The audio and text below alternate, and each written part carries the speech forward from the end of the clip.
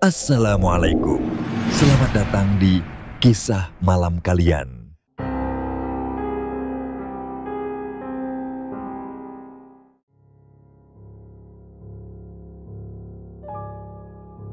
Tahun 2002 menjadi salah satu tahun yang tak akan pernah dilupakan oleh Bimo, seorang pria berusia 28 tahun yang tinggal di kota kecil bernama Pacitan. Ia menjalani hidup yang tenang bersama sang ayah di rumah sederhana. Sejak sang ibu wafat saat Bimo masih duduk di bangku SMP, hubungan antara ayah dan anak ini kian dekat. Meski usianya hampir memasuki kepala 3, Bimo belum juga menikah. Bukan karena ia tidak ingin, tetapi lebih karena belum menemukan seseorang yang benar-benar cocok. Namun semua berubah ketika ia bertemu dengan Nita, seorang perempuan dari luar daerah yang datang ke Pacitan untuk bekerja. Mereka berkenalan di lingkungan kerja, dan dari hari ke hari hubungan itu tumbuh secara alami tanpa dipaksakan. Nita bukan perempuan biasa. Ia memiliki sikap yang lembut namun tegas dan pandai menempatkan diri. Dalam waktu singkat, ia mampu mencuri hati Bimo, bahkan keluarganya. Nita sudah beberapa kali datang berkunjung ke rumah Bimo, membantu memasak, ikut membersihkan rumah, dan bersenda gurau dengan sang ayah.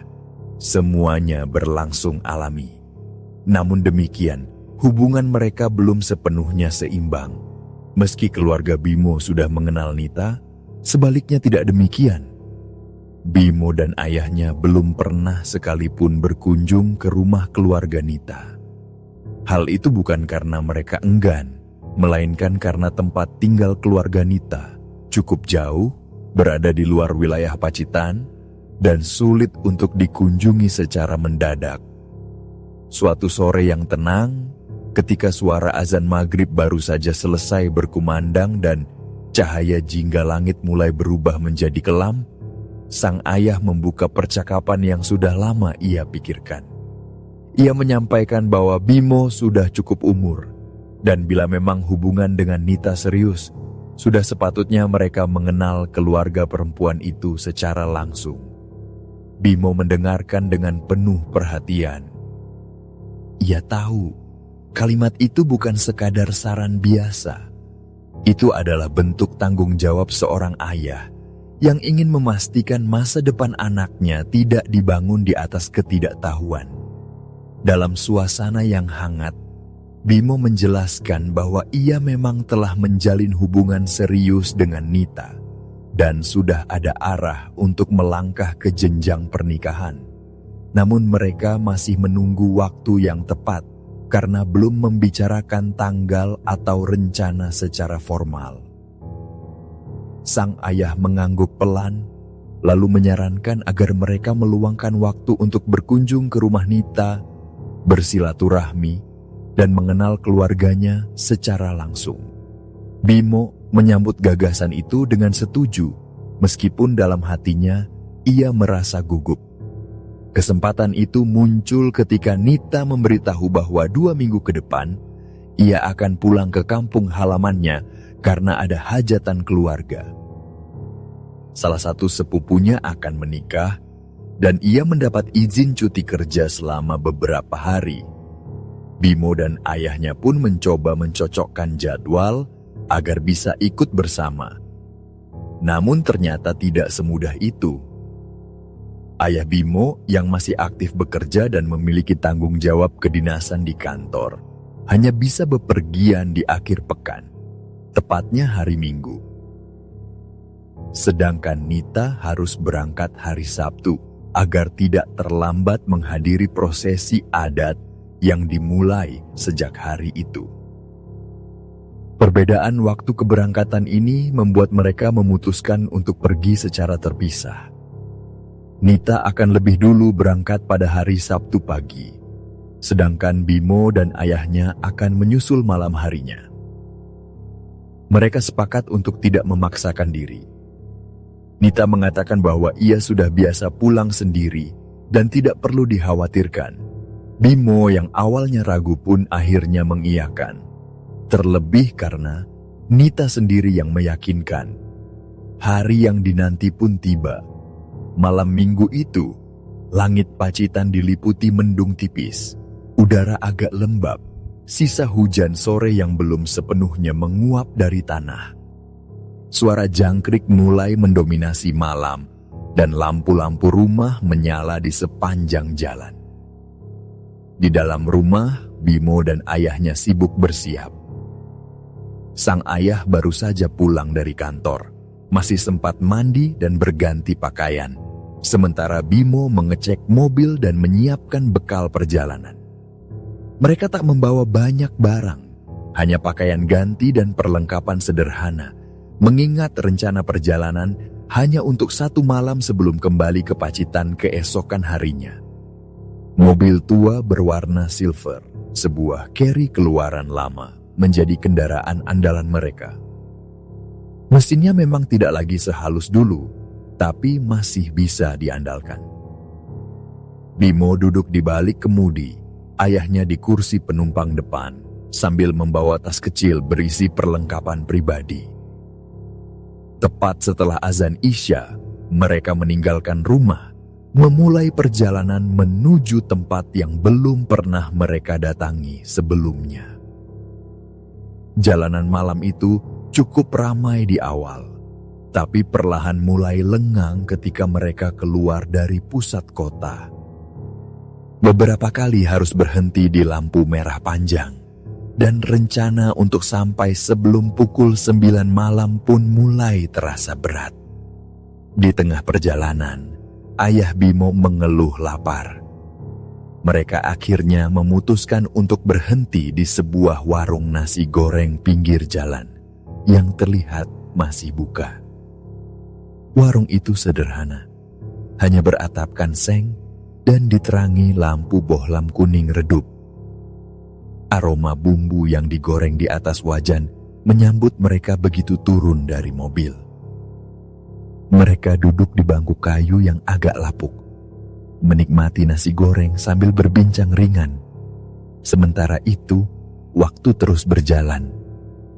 Jam hampir menunjukkan pukul 9 malam. Bimo melirik arlojinya dengan ragu.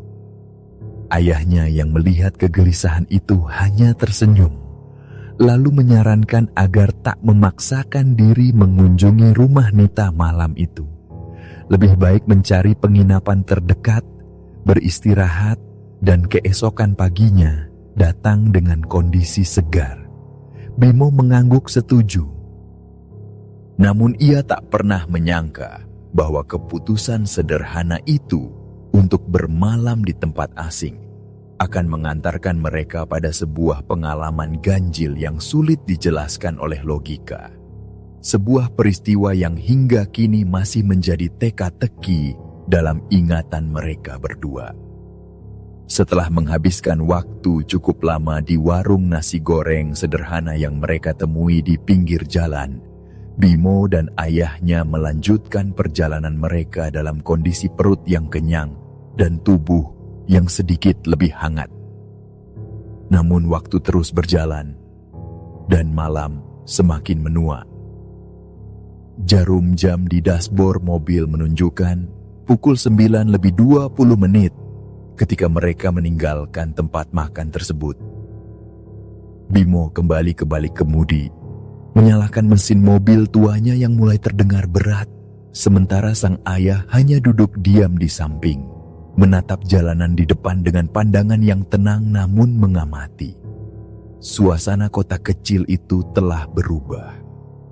Keramaian sore telah reda, berganti kesunyian malam yang menggulung perlahan. Lampu jalan yang tadinya berjajar terang kini mulai jarang ditemui, digantikan bayang-bayang pohon dan pepohonan liar di sisi jalan. Jalanan aspal mulai terasa lebih sempit, berkelok, dan gelap. Udara malam itu terasa lebih dingin dari biasanya, membawa aroma yang pekat dan lembab. Bimo menyadari betapa asingnya suasana ini. Tempat yang mereka tuju terasa seperti masuk ke dimensi berbeda, sebuah ruang yang sunyi, asing dan tak berjejak. Dalam diam, ia mencocokkan kembali alamat rumah Nita yang tertulis di catatannya. Ia mencoba mengingat setiap petunjuk yang pernah disampaikan kekasihnya itu. Rute yang harus diambil, titik-titik patokan, nama jalan, dan gang masuk menuju perkampungan tempat tinggal keluarga Nita. Namun semua terasa tak semudah yang dibayangkan. Papan jalan yang samar, penerangan minim, dan kondisi geografis yang belum dikenali membuat mereka harus lebih sering memperlambat laju kendaraan. Sang ayah tidak banyak bicara. Sesekali ia menoleh ke kanan dan kiri, mengamati gang-gang kecil atau papan nama jalan yang terlewat. Wajahnya tetap tenang, tetapi ekspresinya menyiratkan kehati-hatian. Bimo sendiri mulai merasa sedikit gugup. Perjalanan yang harusnya sederhana kini berubah menjadi petualangan yang tidak sepenuhnya menyenangkan. Setelah sekitar 25 menit menyusuri jalan sempit dan sunyi, mereka akhirnya memasuki kawasan yang diyakini sebagai perkampungan yang dimaksud. Rumah-rumah mulai terlihat, meskipun tampak tua dan berjajar tidak beraturan. Beberapa rumah memancarkan cahaya lampu temaram, namun sebagian besar tertutup rapat dalam gelap. Tak ada suara-suara khas perkampungan malam seperti tawa, televisi, atau gonggongan anjing. Semuanya terasa hening. Bimo memperlambat mobil saat mendekati papan nama jalan kecil di pojokan. Ia berhenti sejenak untuk mencocokkan dengan catatannya. Dan ternyata benar, mereka telah tiba di jalan yang disebutkan Nita. Ia membawa mobil masuk ke gang tersebut, menyusuri jalan yang hanya cukup untuk satu mobil. Dinding rumah-rumah di sisi kiri dan kanan jalan begitu dekat, seolah menghimpit laju kendaraan mereka. Beberapa menit kemudian mereka menemukan rumah yang sesuai dengan alamat Nita. Sebuah rumah sederhana dengan pagar besi berwarna hitam, taman kecil yang tampak terawat, dan cat tembok krem yang sudah mulai memudar. Bimo turun dari mobil dan berjalan mendekati pagar untuk memastikan nomor rumah. Ia mendapati bahwa alamat yang tertera cocok dengan yang ada di tangannya. Namun suasana di rumah itu begitu sepi. Semua jendela tertutup, lampu teras padam, dan tak ada suara sedikit pun dari dalam. Ia sempat berdiri sejenak di depan pagar, menatap ke arah rumah dengan perasaan ragu. Di dalam hatinya, ia berpikir bahwa waktu sudah terlalu malam untuk mengetuk pintu atau memaksakan diri datang bertamu. Ia kembali ke mobil dan menyampaikan pada ayahnya bahwa rumah yang mereka cari sudah ditemukan, namun sebaiknya mereka tidak mengganggu pemilik rumah malam itu. Sang ayah setuju, dan mereka pun memutuskan untuk mencari penginapan di sekitar sana. Namun pencarian penginapan terbukti tidak semudah yang dibayangkan. Wilayah itu bukan kawasan wisata, dan tidak ada hotel besar atau losmen yang tampak di sepanjang jalan. Mereka mulai menyusuri jalanan tanpa arah pasti, mengikuti intuisi dan harapan semata. Bimo mengemudikan mobil perlahan, membelok ke kanan, lalu ke kiri. Namun yang mereka temui justru jalanan yang makin sunyi dan tak berujung. Rumah-rumah mulai menghilang dari pandangan, digantikan ladang, pohon-pohon tinggi, dan gelap yang kian menebal. Udara yang mereka hirup terasa lebih dingin, dan rasa lelah mulai merayap pelan ke dalam tubuh. Bimo mulai merasakan ketegangan menjalari tengkuknya. Pemandangan di luar jendela tampak seperti dunia yang terputus dari kehidupan. Tak ada kendaraan lain, tak ada pejalan kaki, bahkan tak ada suara jangkrik. Mereka akhirnya berhenti di sebuah simpang kecil ketika sang ayah melihat seseorang duduk di sisi jalan. Seorang pria tua dengan gerobak dagangan sederhana tampak tengah berkemas. Bimo turun dari mobil dan menghampirinya, lalu bertanya apakah ada penginapan terdekat. Pria itu menjawab bahwa jika mereka terus mengikuti jalan ini dan berbelok di gapura kecil di sisi kiri, mereka akan menemukan sebuah penginapan sederhana yang letaknya tak jauh, hanya beberapa menit dari tempat mereka berdiri. Jawaban itu disampaikan dengan ekspresi datar, dan ketika Bimo mengucapkan terima kasih dan kembali ke mobil, ia merasa ada sesuatu yang ganjil dalam sorot mata pria itu. Namun karena lelah dan mengantuk, ia memilih mengabaikannya. Mereka pun mengikuti arahan tersebut. Jalan yang mereka lewati semakin sempit, menurun sedikit, dan kini diapit oleh hamparan sawah yang luas dan gelap di kedua sisi. Di kejauhan, mereka melihat sebuah pelang kecil yang nyaris tak terbaca. Di papan itu tertulis kata penginapan dengan panah yang menunjuk ke kiri. Tulisan itu kusam, catnya mengelupas, dan sebagian tertutup semak belukar. Meski demikian, mereka memutuskan untuk mengikuti arah tersebut. Jalan yang mereka masuki tampak seperti jalan kampung yang belum diaspal sempurna. Permukaannya kasar, dan suara gemertak batu terdengar setiap kali roda mobil melindasnya. Kanan kiri jalan itu dipenuhi pohon pisang dan rumput liar yang tumbuh tinggi. Suasana di sepanjang jalur itu sangat sepi dan dingin. Di dalam mobil, Bimo sempat bertanya-tanya dalam hati apakah benar ada penginapan di tempat seperti ini. Namun ia juga tidak ingin tampak ragu di depan ayahnya. Sang ayah pun tampak tidak mengatakan apa-apa, hanya sesekali menatap keluar jendela dengan wajah datar, seolah sedang menimbang-nimbang sesuatu dalam diam. Akhirnya, setelah menempuh sekitar 200 meter, mereka sampai di depan sebuah bangunan sederhana. Tidak ada pagar, tidak ada lampu terang. Hanya papan kayu kecil di atas bangunan bertuliskan nama penginapan, menyala redup oleh lampu neon usang. Bangunan itu tampak seperti rumah lama yang dijadikan tempat menginap seadanya. Halamannya kosong, tak terlihat kendaraan lain, dan tidak terdengar suara dari dalam. Keduanya turun dari mobil dengan perasaan yang sulit dijelaskan. Tempat itu terlalu sunyi, terlalu sederhana, dan terlalu jauh dari pemukiman untuk disebut penginapan. Namun rasa lelah yang menumpuk seharian membuat mereka mengabaikan keganjilan yang perlahan mulai terasa. Mereka melangkah masuk ke dalam bangunan itu, tanpa mengetahui bahwa apa yang menanti di balik pintu tersebut bukanlah malam biasa yang bisa dilalui dengan tidur nyenyak seperti yang mereka harapkan.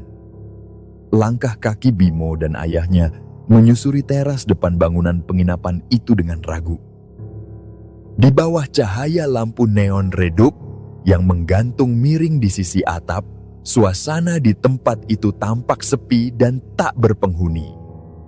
Tak ada tanda-tanda aktivitas, tak terdengar suara orang berbicara atau langkah kaki, bahkan tak tampak kendaraan lain di pelataran parkir, kecuali mobil tua mereka yang kini diam membisu di sisi jalan masuk. Di depan mereka, berdiri sebuah bangunan tua dengan cat dinding pudar, jendela-jendela berdebu, dan pintu kayu yang sedikit terbuka, seolah memang sedang menunggu seseorang untuk masuk. Udara di sekeliling terasa lebih dingin daripada sebelumnya, menyelusup melalui sela-sela pakaian mereka dan menyentuh kulit dengan dingin yang aneh, dingin yang tidak biasa. Tidak seperti hawa malam biasa, dingin ini terasa lembab. Meski bulu kuduknya sempat berdiri, Bimo tetap melangkah maju, mendahului ayahnya yang kini berdiri di belakangnya. Saat mereka masuk ke lobi penginapan, kesan aneh yang semula samar mulai terasa lebih nyata. Ruangan itu kecil dan sederhana, hanya berisi meja resepsionis dari kayu tua yang usangnya terlihat jelas dari teksturnya yang mulai keropos. Dinding bagian dalam dicat warna krem pucat yang mulai mengelupas di beberapa sudut, memperlihatkan bekas-bekas lembab yang sudah lama menghitam. Di atas meja, terdapat sebuah buku tamu yang tertutup rapat. Namun lapisan debu di permukaannya menunjukkan bahwa benda itu sudah lama tidak tersentuh. Di balik meja, berdiri seorang pemuda dengan postur ramping dan wajah pucat yang tidak menunjukkan ekspresi. Sorot matanya kosong, namun ia tetap berdiri tegak seolah menanti. Pemuda itu mengenakan kemeja putih yang kusut dan celana hitam pudar. Rambutnya rapi, tapi ada sesuatu pada dirinya yang membuat udara di dalam ruangan terasa lebih dingin. Bimo sempat berpikir bahwa pemuda itu terlihat seperti orang yang sedang sakit, namun ia menepis pikiran itu. Mereka terlalu lelah untuk mempertanyakan hal-hal yang tidak penting. Tanpa banyak bicara, pemuda itu memberikan kunci kamar dengan gerakan lambat. Tidak ada senyum, tidak ada sapaan, dan yang paling ganjil, tidak ada proses administrasi. Ia tak menanyakan nama, tidak meminta identitas, bahkan tidak mencatat apapun. Hanya isyarat tangan yang menunjuk ke arah lorong gelap di sebelah kiri. Bimo menerima kunci dengan nomor kamar 013 yang terukir samar di gantungan kayu tua. Saat ia menggenggamnya, kunci itu terasa lebih dingin dari logam biasa. Lorong yang ditunjuk pemuda tadi menyambut mereka dengan dinding sempit berwarna kelabu yang lembab. Cahaya dari lampu neon di langit-langit lorong berkedip perlahan, menciptakan efek bayangan bergerak yang membuat suasana menjadi tidak nyaman. Langit-langit lorong tampak lebih rendah dari biasanya, dan setiap langkah mereka menimbulkan bunyi derit pelan dari lantai kayu yang sudah rapuh. Mereka berjalan menyusuri lorong itu dengan pelan. Udara di dalam terasa lebih berat, seolah lorong itu memaksa mereka masuk lebih dalam. Lorong itu juga tidak sepenuhnya lurus. Ada sedikit lekukan yang membuat pandangan ke ujungnya tidak langsung terlihat. Di kanan kiri, deretan pintu-pintu kamar tertutup rapat. Tidak ada suara, tidak ada cahaya dari bawah pintu. Tak tampak tanda-tanda bahwa kamar-kamar itu dihuni. Kamar 013 terletak di ujung lorong. Pintu kayunya terlihat lebih tua daripada yang lain, dengan cat coklat yang terkelupas dan gagang pintu yang sudah berkarat. Bimo memasukkan kunci dan membukanya dengan sedikit tenaga, karena engsel pintunya mengeluarkan suara serak yang memecah kesunyian lorong, seperti derit jeruji besi tua. Ruangan di dalam kamar itu sederhana, tapi terasa ganjil sejak pertama kali mereka masuk. Bau lembab menyergap dari dinding yang tertutup cat pudar, bercak-bercak hitam menghiasi sudut-sudut plafon, dan jendela kecil di sisi ruangan tertutup rapat oleh tirai berat berwarna coklat tua yang penuh debu. Di tengah kamar, 2 tempat tidur single bed berdiri sejajar, dipisahkan oleh meja kecil yang memuat sebuah lampu duduk tua.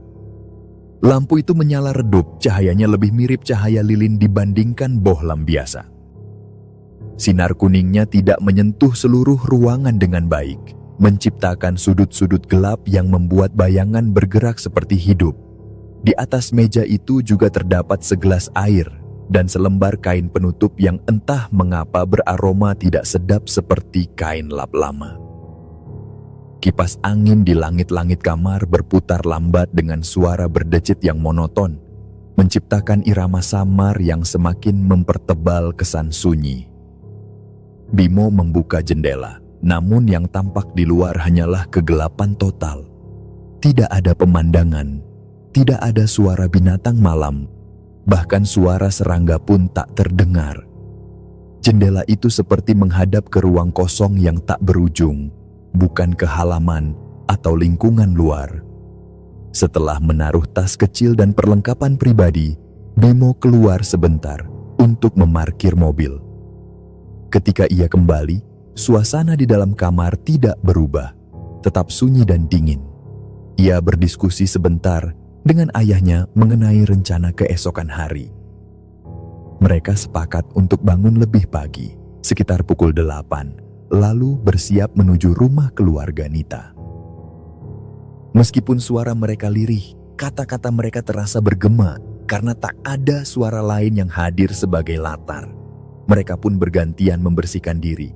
Air dari keran kamar mandi terasa seperti keluar dari sumur tua, sangat dingin dan berbau besi.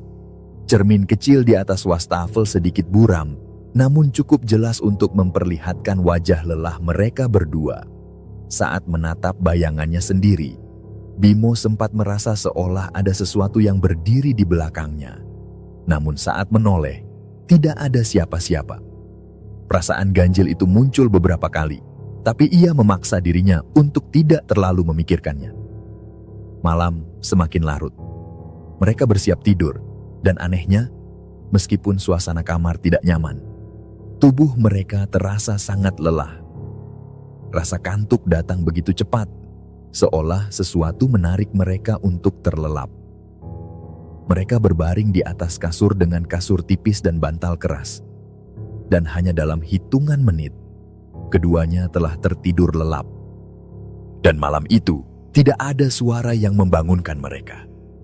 Tidak ada mimpi buruk, tidak ada gangguan, tidak ada rasa gelisah.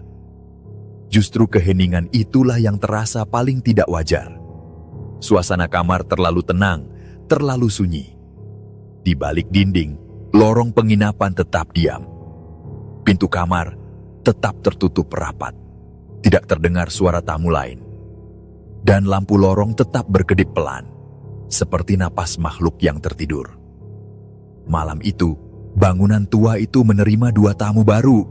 Dan diam-diam, ia menyambut mereka dalam gelap, dalam hening, dalam sunyi, yang memeluk terlalu erat untuk bisa dilepaskan dengan mudah. Sinar fajar pertama muncul perlahan dari balik pegunungan, menyusup tipis ke balik kabut pagi yang menggantung rendah di atas tanah. Di antara rerumputan tinggi dan semak liar yang basah oleh embun, tubuh Bimo terbaring diam. Rasa dingin menusuk kulitnya, membangunkannya perlahan dari tidur yang tak wajar. Bukan tidur yang membuat tubuh segar, tapi tidur yang membuat kesadaran terasa retak dan tak utuh. Saat membuka matanya, Bimo tidak mendapati langit-langit kamar penginapan dengan kipas tua yang berdecit. Ia justru melihat langit luas yang kelabu, dilingkupi embun tipis, dan udara pagi yang berhembus lembab. Seluruh tubuhnya terasa berat, seolah baru bangun dari tidur panjang di tempat yang tak pernah ia kenali. Rumput liar menempel di bajunya, dan tanah basah terasa dingin menyerap ke tulang punggungnya. Jantungnya berdegup tak karuan. Ia sontak bangkit, duduk dengan tubuh gemetar, dan memandang sekeliling dengan mata yang belum sepenuhnya jernih. Di sebelah kanannya, beberapa langkah dari tempatnya terbaring, ayahnya juga tampak tertidur di atas tanah yang sama. Posisi tubuh ayahnya miring ke kiri dengan tangan tertekuk di bawah kepala, seolah benar-benar mengira bahwa ia masih berada di atas ranjang yang nyaman. Bimo bergegas merangkak mendekat dan mengguncang bahunya pelan. Sang ayah bergeming sejenak, lalu mengerjapkan mata, menatap anaknya dengan pandangan bingung yang sama. Untuk beberapa saat mereka hanya saling berpandangan, terdiam dalam kebingungan yang terlalu besar untuk diucapkan dengan kata-kata. Keduanya belum sanggup mengucapkan sepatah pun kalimat. Pikiran mereka terjebak dalam pusaran tanda tanya yang tak terjawab. Malam tadi, mereka merasa tidur di dalam kamar, di penginapan sederhana yang mereka temui di balik plang tua berdebu. Tapi pagi ini, mereka terbangun di tengah ladang kosong, dikelilingi ilalang dan semak-semak yang tak beraturan. Kebingungan berubah menjadi kecemasan saat mereka mendengar suara langkah kaki dari arah jalan kecil di sisi timur. Suara gemerisik ranting dan rumput yang terinjak membawa serta kehadiran beberapa warga yang tampaknya baru saja bangun pagi dan hendak pergi ke sawah. Seorang pria parubaya mengenakan sarung dan jaket tipis menghampiri mereka lebih dulu, diikuti oleh 3 orang lain yang tampak waspada.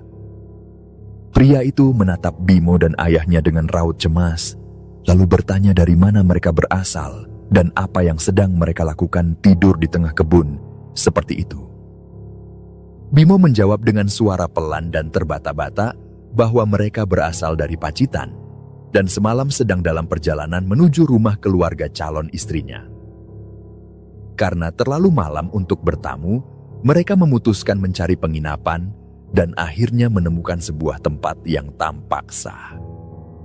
Ia menjelaskan bahwa mereka sempat bertemu resepsionis, menyewa kamar, dan tidur dengan tenang.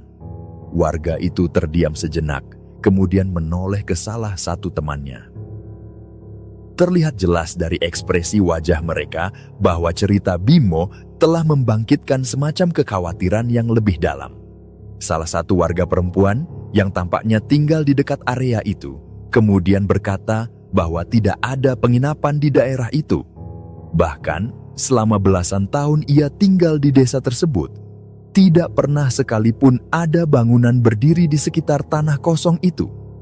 Penegasan itu membuat darah Bimo serasa berhenti mengalir. Ia menoleh ke ayahnya yang masih berdiri terpaku dengan wajah pucat. Ayahnya kemudian mengangguk pelan, seolah menyampaikan bahwa ia juga merasakan hal yang sama. Ini bukan sekadar kesalahpahaman, melainkan sesuatu yang jauh lebih dalam dan mengganggu. Semuanya terasa begitu nyata semalam, tapi kenyataan pagi ini berkata lain. Tidak ada bangunan, tidak ada resepsionis, dan tidak ada jejak penginapan sama sekali. Warga lalu mengantar mereka ke sisi jalan besar. Di sana, mobil mereka masih terparkir rapi di bawah pohon. Letaknya tidak jauh dari ladang tempat mereka ditemukan, tapi cukup tersembunyi untuk tidak terlihat dari jalan utama. Keadaan mobil itu masih utuh. Semua barang di dalamnya tetap ada, tidak ada tanda-tanda rusak atau dicuri. Namun saat membuka dompet, ayah Bimo terkejut karena menemukan uang pecahan 100.000 yang ia yakini telah digunakan untuk membayar kamar semalam masih berada di tempatnya, terselip rapat seperti tak pernah disentuh. Kebingungan mereka semakin menjadi. Bimo berulang kali mencoba menegaskan kepada warga bahwa semalam ada plang bertuliskan penginapan di sisi jalan. Ia bahkan menggambarkan letaknya, arah panah, dan bentuk bangunannya. Tapi warga yang tinggal bertahun-tahun di daerah itu bersikeras bahwa tidak pernah ada plang seperti itu di sana. Bahkan beberapa dari mereka meyakini bahwa tanah itu sudah lama kosong sejak pemilik aslinya pergi merantau dan tidak pernah kembali. Seorang bapak tua yang tinggal tak jauh dari lokasi kemudian mengundang mereka untuk singgah di rumahnya. Bimo dan ayahnya menerima tawaran itu dengan penuh rasa syukur. Di rumah yang sederhana namun hangat itu, mereka diberi kesempatan untuk mandi, mengganti baju, dan sarapan seadanya. Teh panas yang disuguhkan pagi itu terasa lebih menenangkan dibanding apapun yang mereka alami malam sebelumnya. Sambil menyantap pisang goreng dan nasi hangat, Bimo dan ayahnya akhirnya bisa mengurai percakapan. Sang ayah berkata bahwa apapun yang mereka alami semalam bukanlah mimpi. Ia bisa mengingat dengan jelas bentuk resepsionis, lorong yang panjang, bahkan obrolan mereka sebelum tidur. Namun kini mereka harus menerima kenyataan bahwa tempat itu tidak benar-benar ada. Sebelum berpamitan, Bimo mencoba kembali mengarahkan pandangannya ke arah jalan tempat mereka masuk malam tadi. Namun tak ada satupun petunjuk yang tersisa. Tak ada pelang, tak ada gapura, dan tak ada jejak ban yang menuju ke jalur masuk. Hanya pohon-pohon pisang yang bergoyang pelan tertiup angin, seolah menertawakan mereka dalam diam. Dengan perasaan yang masih teraduk oleh rasa takut dan ketidakpastian, mereka pun berpamitan dan melanjutkan perjalanan ke rumah keluarga Nita. Namun jauh di dalam hati mereka, bayang-bayang tentang malam yang mereka lewati tidak sepenuhnya menghilang. Perasaan telah masuk ke dunia yang bukan milik manusia masih menggantung, seperti kabut pagi yang belum sepenuhnya hilang tertelan matahari. Dan mereka belum tahu bahwa perjalanan mereka pagi itu akan diakhiri dengan kabar duka yang tak kalah mengguncang jiwa. Sebuah kenyataan yang akan mengubah niat silaturahmi mereka menjadi momen haru dan kehilangan. Suasana di dalam mobil terasa lebih hening dari biasanya.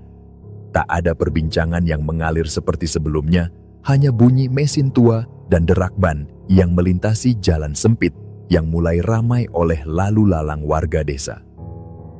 Di kursi kemudi, Bimo tetap fokus dengan pandangan lurus, tapi pikirannya melayang ke berbagai arah.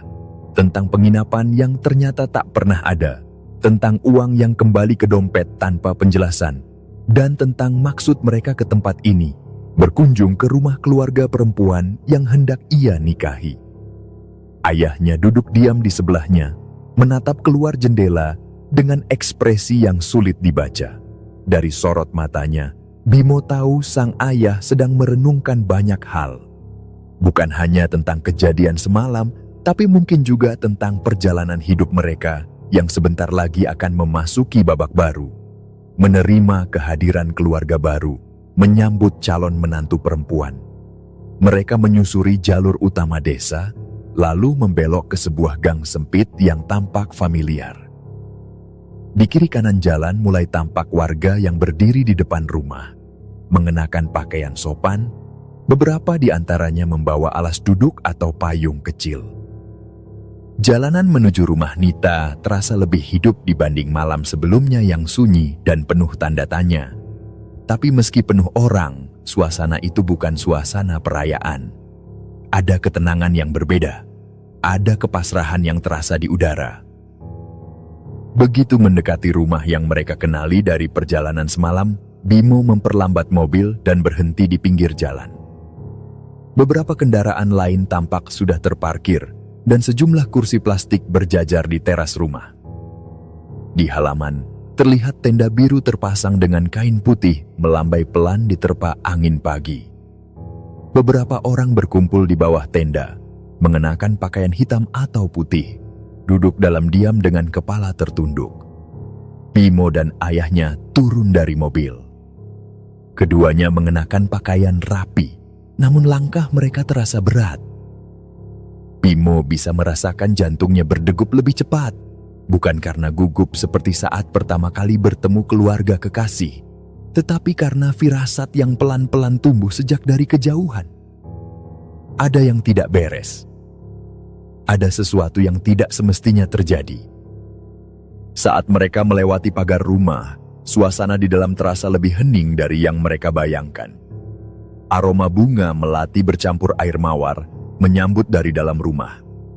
Bimo menoleh ke dalam, dan di tengah ruang tamu yang telah diubah menjadi ruang duka, sebuah keranda kayu coklat muda terletak di antara lilin dan rangkaian bunga. Beberapa orang duduk bersila di lantai, membacakan doa dengan suara pelan. Semua mata tertuju pada titik yang sama, tubuh terbujur kaku yang diselimuti kain putih bersih. Langkah Bimo terhenti, jantungnya berdegup keras, napasnya tercekat.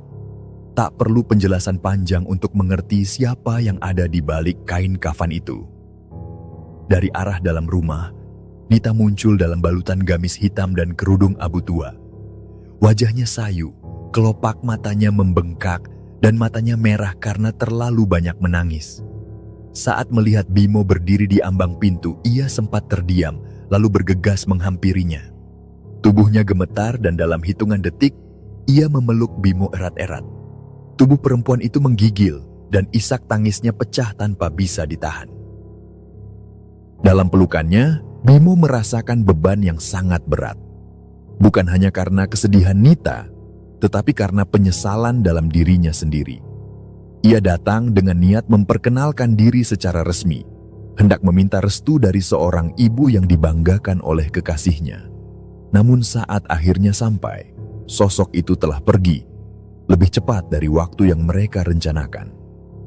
Nita, dengan suara serak dan patah-patah, menyampaikan kabar bahwa ibunya meninggal dunia dini hari tadi, sekitar pukul 4 subuh.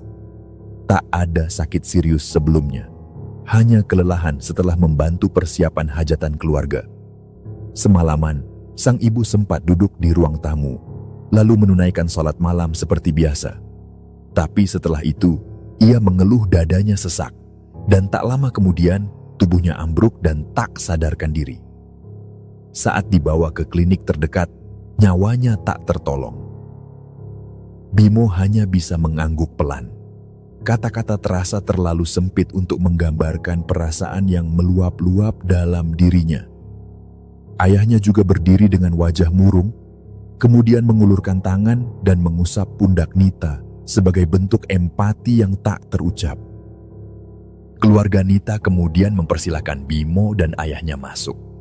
Mereka duduk bersama para pelayat di ruang tamu. Suara doa-doa yang dilantunkan mengisi udara dengan ketenangan yang lembut. Bimo duduk bersila di sisi ruangan, menatap tubuh almarhumah yang tertutup kain kafan. Ini pertama kalinya ia melihat wajah ibu Nita, dan yang menyakitkan, wajah itu telah kehilangan nyawa. Sesekali Bimo memalingkan pandangan ke arah Nita yang duduk bersama keluarganya. Matanya tetap sembab, namun ia berusaha tegar menerima kenyataan yang tiba-tiba datang menimpa. Bimo tahu betul betapa dekatnya Nita dengan ibunya. Dari banyak cerita yang ia dengar, ibunya adalah perempuan kuat yang membesarkan anak-anaknya dengan penuh kasih. Dan kini, sosok itu telah tiada, bahkan sebelum ia sempat mengucapkan salam perkenalan secara langsung. Hari itu bergulir lambat, penuh dengan pelayat yang datang dan pergi. Bimo lebih banyak diam, menyimak, merenung, dan menerima kenyataan bahwa niat baik kadang tidak selalu berpihak pada waktu. Saat matahari mulai condong ke barat, ayah Bimo menyarankan agar mereka kembali pulang ke Pacitan. Suasananya tidak memungkinkan untuk mereka menginap, dan mereka juga tidak ingin menambah beban suasana duka. Sebelum beranjak, Bimo menghampiri Nita untuk berpamitan. Ia menggenggam tangan kekasihnya erat, menyampaikan belasungkawa terdalam dan memohon maaf karena tidak datang lebih awal. Ia juga berjanji akan datang kembali setelah keadaan lebih tenang. Nita hanya mengangguk, air matanya jatuh lagi, namun kali ini tanpa suara. Hanya tatapan yang berbicara lebih banyak dari kata-kata. Saat mobil mereka perlahan meninggalkan halaman rumah, Bimo sempat menoleh ke belakang. Di balik tirai putih yang berkibar tertiup angin, bayangan Nita masih berdiri, memandangi kepergian mereka. Bimo menatapnya hingga lenyap dari pandangan, lalu menunduk dan menarik napas panjang. Langit telah memerah ketika mobil tua itu bergerak perlahan meninggalkan rumah duka. Sinar senja yang mengambang di cakrawala menumpahkan cahaya keemasan ke atas aspal, menyelimuti desa itu dengan suasana damai yang janggal. Di dalam mobil, Bimo duduk tanpa suara, menyandarkan punggung di kursi dengan pandangan kosong. Wajahnya tenang, tapi matanya memancarkan kelelahan yang tidak hanya datang dari tubuh, melainkan dari jiwanya yang dibebani emosi bertubi-tubi sejak malam sebelumnya. Ayahnya, yang duduk di kursi penumpang, juga tenggelam dalam diam. Tak ada percakapan, tak ada gurauan seperti biasanya. Masing-masing larut dalam pikirannya sendiri, seolah sedang menenun kembali benang-benang kejadian aneh yang baru saja mereka alami. Kejadian yang menuntut mereka untuk tidak hanya menyaksikan, tetapi juga merasakannya sampai ke relung terdalam. Dalam perjalanan pulang, jalanan yang semula terasa asing, kini dilihat dari sudut pandang berbeda. Pagi tadi, mereka melewatinya dalam keadaan bingung dan limbung. Sekarang, mereka menyusurinya dalam keadaan tenang, namun syarat perenungan. Sepanjang jalan, rumah-rumah kecil, kebun pisang, dan ladang yang terhampar tampak biasa saja. Tak ada yang ganjil, tak ada pelang misterius, dan tak tampak satu pun tanda-tanda keberadaan penginapan yang semalam mereka rasakan nyata. Bimo sempat menoleh ke arah jalan kecil tempat mereka berbelok malam itu. Kini jalur itu hanya berupa jalan tanah sempit yang dipenuhi semak dan daun-daun kering. Yang tersisa hanyalah keheningan dan pertanyaan yang tak terjawab. Sang ayah akhirnya angkat suara, mengatakan bahwa hidup penuh dengan hal-hal yang tak mampu dijelaskan dengan logika manusia. Kadang, Tuhan menuntun manusia melalui jalur yang terlihat aneh, bahkan menakutkan, hanya untuk mengantarkannya pada titik yang telah ditetapkan. Malam itu, menurutnya, bisa saja merupakan bentuk perlindungan. Barangkali, jika mereka tiba lebih cepat di rumah Nita, mereka justru harus melihat sang ibu menghembuskan napas terakhir. Barangkali itu adalah duka yang terlalu berat untuk dipikul Nita seorang diri, dan mereka belum siap untuk menjadi bagian langsung dari luka sebesar itu. Perkataan itu membuat Bimo merenung lebih dalam. Mungkin benar, malam itu bukan sekadar perjalanan yang tersesat secara fisik, melainkan perjalanan yang diatur oleh sesuatu yang jauh lebih besar dari sekadar peta dan arah. Sesuatu yang menunda langkah mereka untuk melindungi hati, memberi waktu agar mereka menyaksikan kepergian dari jarak yang cukup untuk memahami, bukan untuk terperangkap dalam trauma. Hari-hari berikutnya di Pacitan berjalan lambat. Namun bayangan malam aneh itu tidak pernah benar-benar hilang dari ingatan. Bimo mencoba kembali pada rutinitasnya, namun setiap malam sebelum tidur, pikirannya kerap melayang ke kamar bernomor 013. Kamar yang tak pernah ada, tapi yang ia rasakan begitu nyata.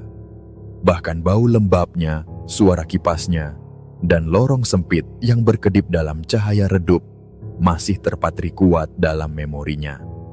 Beberapa minggu setelah itu, ia kembali berkunjung ke rumah Nita. Tidak lagi dalam suasana duka yang berat, tetapi dalam suasana yang perlahan mencoba menata kembali kehidupan yang ditinggalkan. Rumah itu tampak lebih tenang.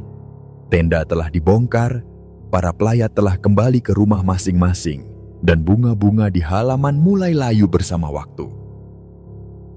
Namun kehilangan belum benar-benar hilang. Wajah-wajah keluarga Nita masih menyiratkan kekosongan, meski terselip pula ketegaran yang pelan-pelan tumbuh dari puing-puing rasa hancur. Bimo disambut dengan hangat. Ia menghabiskan waktu cukup lama untuk menemani Nita, mendengarkan ceritanya tentang sang ibu, tentang masa kecilnya, dan tentang malam terakhir yang ia habiskan bersama perempuan yang paling ia cintai. Dalam percakapan itu, Bimo juga menceritakan kembali secara utuh pengalaman yang ia dan ayahnya alami. Ia menjelaskan detail demi detail, dari resepsionis hingga saat mereka terbangun di ladang kosong. Dan saat cerita itu selesai, Nita terdiam lama sebelum akhirnya berkata bahwa mungkin ibunya memang ingin mereka datang, tapi tidak untuk menyaksikan kepergiannya, melainkan untuk hadir saat ia telah tenang, agar kenangan pertama antara Bimo dan keluarganya tidak selamanya dikaitkan dengan kematian. Kata-kata itu menancap dalam di hati Bimo. Ia merasa bahwa pertemuannya dengan Nita bukanlah sekadar jalinan asmara biasa. Ada sesuatu yang lebih besar yang sedang disusun pelan-pelan oleh waktu, dan ia hanyalah bagian dari rencana yang telah dituliskan lama sebelum ia mengenal perempuan itu. Beberapa bulan setelah suasana duka benar-benar mereda, Bimo bersama ayahnya kembali ke rumah Nita untuk menyampaikan lamaran secara resmi. Momen itu tidak penuh pesta, tidak disertai tawa gemuruh atau musik riuh. Yang hadir hanyalah keluarga dekat, wajah-wajah yang pernah duduk bersama dalam kesedihan. Tapi justru dari kesunyian itulah muncul ketulusan. Setiap kata yang terucap terasa lebih jujur. Setiap restu yang diberikan terasa lebih dalam. Pernikahan mereka digelar secara sederhana di desa Nita, di halaman rumah yang dulu dipenuhi tenda duka. Kini, tenda itu kembali berdiri, namun kali ini untuk menyambut kehidupan baru. Para tetangga datang membawa makanan, saudara-saudara datang membawa doa. Dan di dalam hati Bimo, ada ruang baru yang terisi. Ruang yang dulu kosong karena penyesalan kini digantikan oleh penerimaan yang utuh. Malam setelah akad, saat Bimo dan Nita duduk berdua di teras rumah, memandangi bintang-bintang yang redup tertutup kabut, mereka sempat berbicara tentang kemungkinan bahwa semua yang mereka alami adalah bagian dari lintasan takdir. Bimo berkata bahwa ia tidak ingin melupakan malam itu. Ia ingin mengingat setiap detailnya, karena dari malam aneh itu, ia belajar bahwa cinta dan kehilangan bisa datang beriringan, dan bahwa tak semua perjalanan akan dimulai dengan terang, kadang justru dari tempat yang gelap dan penuh tanda tanya. Kini mereka hidup bersama di Pacitan, membangun rumah kecil dengan halaman yang ditanami melati, bunga kesukaan Ibu Nita. Waktu berjalan lambat, anak-anak mereka tumbuh dalam kehangatan dan cerita-cerita. Dan meskipun bertahun-tahun telah berlalu, Bimo masih sesekali melewati jalan tempat ia dan ayahnya pernah tersesat. Jalan itu kini telah berubah. Tidak ada lagi pohon-pohon rimbun seperti dulu. Beberapa ladang telah dibangun rumah, dan tak satu pun tanda yang menunjukkan bahwa di sana pernah berdiri sebuah penginapan misterius.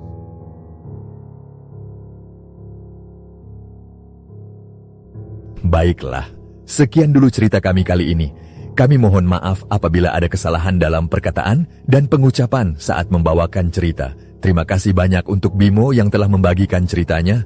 Bagaimana pendapat kalian dari cerita ini? Semoga dengan kisah ini dapat menghibur sahabat semua. Bila mana sahabat kisah malam kalian punya satu kisah mistis, silakan kirim ke alamat email kami. Insya Allah, nanti akan kami ceritakan. Setiap cerita yang ditayangkan nantinya akan diberikan apresiasi berupa souvenir yang menarik. Kami ucapkan terima kasih juga untuk sahabat yang telah menonton video ini, dan juga yang telah subscribe, like, dan komen. Dan untuk yang sudah mendukung channel ini, kami mengucapkan terima kasih banyak, dan semoga Allah membalas kebaikan sahabat semua. Akhirnya, saya memohon maaf kalau dalam menyampaikan kisah ini terdapat kesalahan dalam berkata-kata dan pengucapan. Dan saya Sandi undur diri, sampai jumpa lagi di kisah kami selanjutnya. Semoga sukses dan sehat selalu untuk sahabat kisah malam kalian. Assalamualaikum. Selamat datang di kisah